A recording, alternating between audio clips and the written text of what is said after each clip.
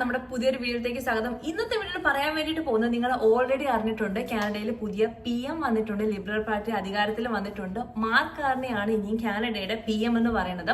അപ്പൊ ഇവരിത് വരുന്നതിന് മുമ്പ് കുറച്ച് കാര്യങ്ങൾ പറഞ്ഞിട്ടുണ്ട്, ഇമിഗ്രേഷനുമായിട്ട് ബന്ധപ്പെട്ടുള്ളതും ഇവിടുത്തെ ഹൗസിംഗുമായിട്ട് ബന്ധപ്പെട്ട ചില പോളിസീസിന്റെ കാര്യങ്ങൾ പറഞ്ഞിട്ടുണ്ടായിരുന്നു. അപ്പൊ ഇന്നത്തെ വീഡിയോയിൽ നോക്കാൻ വേണ്ടിയിട്ട് പോകുന്നത് ആ കാര്യങ്ങളൊക്കെയാണ്. ഒട്ടും തന്നെ സമയം കൊണ്ട് വീഡിയോ സ്റ്റാർട്ട് ചെയ്യാം. ഇലക്ഷനുമായിട്ട് ബന്ധപ്പെട്ട് ഒരുപാട് കോൺട്രവേഴ്സി ഒക്കെ ഉണ്ടായിരുന്നു. കാരണം നിലവിലുള്ള PM-നെ മാറ്റിയിട്ട് പുതിയൊരാളിനെ കൊണ്ടുവന്നു.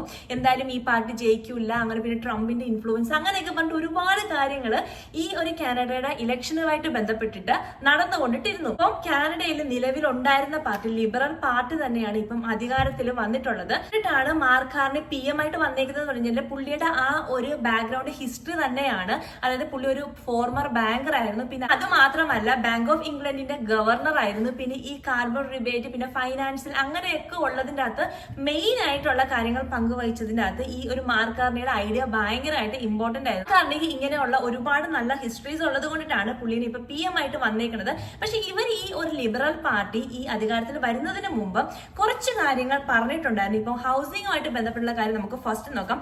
അതിനുശേഷം നമുക്ക് ഇമിഗ്രേഷൻ എന്തായാലും നോക്കണം. കാരണം ഇമിഗ്രേഷനായിട്ട് ബന്ധപ്പെട്ടുള്ള അപ്ഡേറ്റ്സ് അറിയാൻ വേണ്ടിയാണ് ഒരുപാട് ആൾക്കാർ വെയിറ്റ് ചെയ്യും. ഈ ഹൗസിംഗിന്റെ കാര്യം നമുക്ക് ഫസ്റ്റ് നോക്കാം. ഹൗസിംഗിന്റെ കാര്യം പറയുകയാണെങ്കിൽ നിങ്ങൾ കാനഡയിൽ ആദ്യമായിട്ട് വീട് മേടിക്കുന്ന ഒരാളാണ്, നിങ്ങളുടെ ഈ ഒരു ബഡ്ജറ്റ് 1 മില്യനെക്കാളിലും കുറവാണ് വരുന്നത് എങ്കിൽ നിങ്ങൾക്ക് GST പേ ചെയ്യേണ്ട എന്നാണ് ഇവർ പറയുന്നത്. ഇപ്പൊ ഫോർ എക്സാമ്പിൾ നിങ്ങളൊരു 800,000-ന്റെ വീടാണ് മേടിക്കുന്നത്. ഫോർ എക്സാമ്പിൾ അതൊരു കോണ്ടോ ആവാം, അല്ലെങ്കിൽ ഒരു ടൗൺ ഹൗസ് ആയിരിക്കാം. ആ ഒരു എമൗണ്ട് നിങ്ങളൊരു വീട് മേടിക്കുകയാണെങ്കിൽ അതിന്റെ അകത്ത് നമ്മൾ $40,000 ആയിരുന്നു GST കൊടുത്തോണ്ടിരുന്നത്. പക്ഷെ ഇനി മുതൽ ഈ ഒരു പാർട്ടി അധികാരത്തിൽ വരുന്നതിന് മുമ്പ് പറഞ്ഞൊരു കാര്യം എന്ന് പറഞ്ഞു കഴിഞ്ഞാൽ ഇങ്ങനെ 1 മില്യനെക്കാളിലും താഴെയാണ് നിങ്ങൾ വീട് മേടിക്കുന്നതെങ്കിൽ നിങ്ങൾ GST കൊടുക്കേണ്ട ആ ഒരു $14,000 നിങ്ങൾക്ക് ലാഭിക്കാം എന്നാണ് പറയുന്നത്. അപ്പൊ ഇതുമായിട്ട് ബന്ധപ്പെട്ട് ഇപ്പൊ റിയൽ എസ്റ്റേറ്റ് ഭയങ്കരമായിട്ട് ഇംപ്രൂവ് ആവാനുള്ള ചാൻസസ് ഉണ്ട്. പിന്നെ അത് മാത്രമല്ല, ഓഫ് കോഴ്സ് ഡിമാൻഡ് കൂടുമ്പോഴത്തേന് പ്രൈസ് കൂടാൻ നല്ല ചാൻസ് ആണ്. അപ്പം ഡിമാൻഡ് വേഴ്സസ് പ്രൈസ് ഒരു സ്ട്രാറ്റജി ആയിരിക്കും ഇനി കുറച്ച് നാളത്തേക്ക് ഈ ഒരു ഹൗസിംഗിന്റെ കാര്യത്തിൽ കാനഡയിൽ മുൻപോട്ട് പോകാൻ വേണ്ടിയിട്ട് പോകുന്നത്.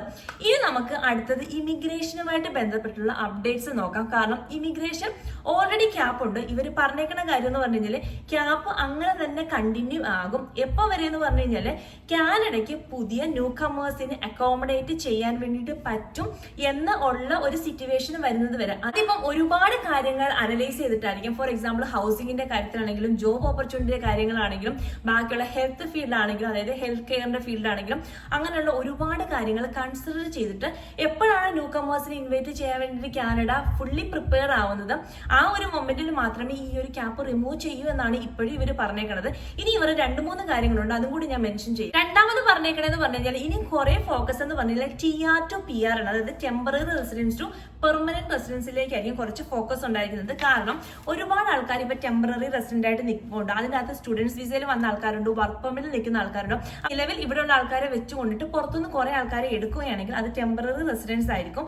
അപ്പൊ അവരുടെയും ഈ ഒരു PR-ന്റെ ആനുപാതികം, അതായത് ആ ഒരു പ്രപ്പോർഷൻ മാച്ച് ആവില്ല. അപ്പം അതുകൊണ്ടിട്ട് ഇവിടെയുള്ള ആൾക്കാരെ ഈ ടെമ്പററി റെസിഡൻസ് ടു പെർമനന്റ് റെസിഡൻസിലേക്ക് മാറ്റിയതിന് ശേഷം മാത്രമേ ഇനിയും ടെമ്പററി റെസിഡൻസിന്റെ നമ്പർ കൂട്ടുകയുള്ളൂ എന്നാണ് ഇവർ പറയുന്നത്. അടുത്ത വന്നിരിക്കുന്ന കാര്യം എന്ന് പറഞ്ഞാൽ TFW-ന്റെ കൺട്രോൾ ആണ്, ടെമ്പററി ഫോറിൻ വർക്കേഴ്സിന്റെ കൺട്രോൾ ആണ്. അത് ഓൾറെഡി നമുക്കറിയാം. ഒരുപാട് വിസസിലൂടെ പുറത്തുനിന്ന് ആൾക്കാർ ഇവിടെ വരും. പക്ഷെ ഇവിടെ ഉള്ള ആൾക്കാർക്കാണ് കുറച്ചുകൂടി പ്രയോറിറ്റി കൊടുക്കുന്നത്. ആൾക്കാരുടെ ഹൗസിംഗിനാണെങ്കിലും പിന്നെ ഇവിടെയുള്ള ആൾക്കാരുടെ ജോബ് ഓപ്പർച്യൂണിറ്റീസ് ആണെങ്കിലും അങ്ങനെയുള്ള എല്ലാ കാര്യങ്ങളും സെറ്റ് ചെയ്തതിന് ശേഷം മാത്രമേ ഇതിന്റെ ഒരു റെസ്ട്രിക്ഷനും റിമൂവ് ചെയ്യൂ എന്നാണ് പറയുന്നത്. നാലാമത്തെ കാര്യം എന്ന് പറഞ്ഞു കഴിഞ്ഞാൽ റീഫോമിന്റെ എഡ്യൂക്കേഷൻ ഫണ്ടിങ് ആണ് പറയുന്നത്. ഇപ്പം ഫോർ എക്സാമ്പിൾ നമുക്ക് എല്ലാവർക്കും അറിയാം ട്യൂഷൻ ഫീസിന്റെ കാര്യമൊക്കെ എന്ന് പറഞ്ഞു കഴിഞ്ഞാൽ ഇവിടെയുള്ള ആൾക്കാരുടെ ട്യൂഷൻ ഫീസ് നമ്മുടെ ഇന്റർനാഷണൽ സ്റ്റുഡൻസിന്റെ ട്യൂഷൻ ഫീസ് എന്ന് പറഞ്ഞാൽ എൻറ്റോർലി ഡിഫറെന്റ് ആണ്.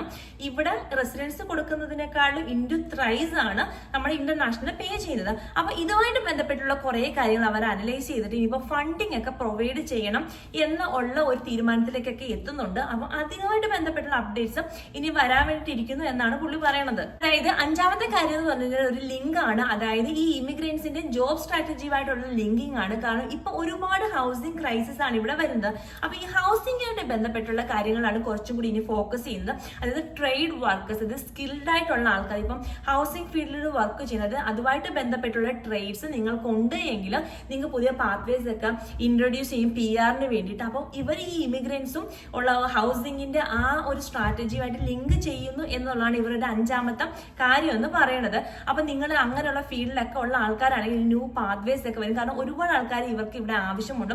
ഈ ഒരു ഹൗസിംഗ് ക്രൈസിസ് കാര്യങ്ങളൊക്കെ ടാലിയാക്കാൻ വേണ്ടിയിട്ട് ഒരുപാട് ആൾക്കാരെ ഈ ഒരു ഫീൽഡിൽ വർക്ക് ചെയ്യുന്നവർ ഇവർക്ക് ആവശ്യമുണ്ട് എന്നാണ് പറയുന്നത്. ഇനി ഒരു കാര്യം എന്ന് പറഞ്ഞു കഴിഞ്ഞാൽ ഇമിഗ്രേഷൻ ഒരിക്കലും സ്റ്റോപ്പ് ചെയ്യൂല എന്നാണ് പറയുന്നത്. കാരണം ഇമിഗ്രൻസ് ആയിട്ട് ഇവിടെ വരുന്ന ആൾക്കാർ ഇവിടുത്തെ ആ ഒരു എക്കണോമിക് സിസ്റ്റം ഗ്രോ ചെയ്യത്തക്ക രീതിയിലേക്ക് പ്രിപ്പയർ ചെയ്യുക എന്നുള്ളതാണ്. കാരണം ഇവിടുത്തെ ഒരു ഫൈനാൻഷ്യൽ സിറ്റുവേഷൻസ് നല്ല സ്റ്റേബിലൈസ് ചെയ്യുക എന്നുള്ളത്, അതായത് കാനഡ ഒരു സൂപ്പർ പവർ ആക്കുക എന്നുള്ളതാണ് ഇവരെ ഒരു എയിം എന്ന് പറയുന്നത്. അപ്പൊ ഒരിക്കലും ഇമിഗ്രേഷൻ സ്റ്റോപ്പ് ചെയ്യൂല. ബട്ട് ഇവിടെ ഇങ്ങനെ വന്നിട്ട് ആൾക്കാർക്ക് പ്രശ്നങ്ങളും ഇഷ്യൂസും ഒക്കെ ഉണ്ടാകുന്നതിന് പകരം ബാക്കിയുള്ള എല്ലാ കാര്യങ്ങളും ഒന്ന് നോർമലൈസ് ചെയ്തിട്ട് ഗ്രോത്ത് ഉണ്ടാകത്തക്ക രീതിയിൽ ഫൈനാൻഷ്യൽ കാര്യങ്ങളൊക്കെ സെറ്റ് ചെയ്ത് എക്കണോമിക് ഗ്രോത്ത് ഉണ്ടാക്കിയിട്ട് കാനഡ ഒരു സൂപ്പർ പവർ ആക്കുക എന്നുള്ള രീതിയിലത്തേക്കാണ് ഇവർ പ്ലാൻ ചെയ്ത് വെച്ചേക്കണത്. കാരണം പുള്ളിക്ക് കുറെ ഐഡിയാസ് ഒക്കെ ഉണ്ട് എന്നാണ് കുറെ മാധ്യമങ്ങളൊക്കെ റിപ്പോർട്ട് ചെയ്തിരിക്കുന്നത്. പല കാര്യങ്ങളും ചെയ്യുന്നത്, പല പല കാര്യങ്ങൾ ഇനി ഫ്യൂച്ചറിൽ കണ്ടിട്ടാണ് എന്നാണ് ഇവർ മെൻഷൻ ചെയ്തിരിക്കുന്നത്. അപ്പൊ എന്താണെന്നുള്ള കാര്യങ്ങളൊക്കെ നമുക്ക് വഴിയെ മനസ്സിലാക്കാൻ വേണ്ടിയിട്ട് പറ്റും. ഇമിഗ്രേഷനെ എന്താണ് സ്റ്റോപ്പ് ചെയ്യുന്നു, അല്ലെങ്കിൽ നമ്പർ കുറയ്ക്കുന്നു. ഇപ്പൊ നിലവിലുള്ള കുറെ പാത്വേസ്, അതായത് PR ആണെങ്കിലും PNP ആണെങ്കിലും കുറെ പാത്വേസ് ഒക്കെ നമ്പർ റെഡ്യൂസ് ചെയ്തിട്ടുണ്ട്.